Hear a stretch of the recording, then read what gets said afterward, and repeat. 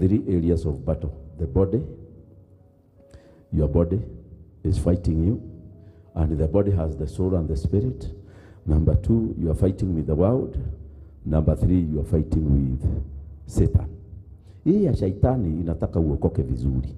Maana shaitani haonekani. Kama angekuwa anaonekana, tangu wakati nilianza kuhubiri, ningekuwa nimemshika na nikamfungia kwa sanduku fulani, na niweke matools ya kufungua gari miguu hapo juu yake. Lakini sasa hachikiki. It is a spirit. Na ndio umuone lazima aingie kwa mama ama baba ama mtoto, ndio sasa unaona sura ya shetani. Lakini hewani haumuoni.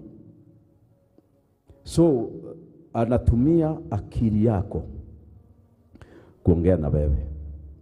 Unanyamaza hivi, anakuambia you are useless. Alafu anasimama kando aone how you will react.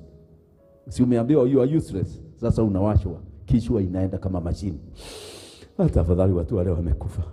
Hata ndio unaonanga hata afadhali singezaliwa. You see, unaongea mpaka shetani anasema bas, programu yetu imeingia. Amekubali ni useless. Anaweka programu ya pili. Suicide is the solution.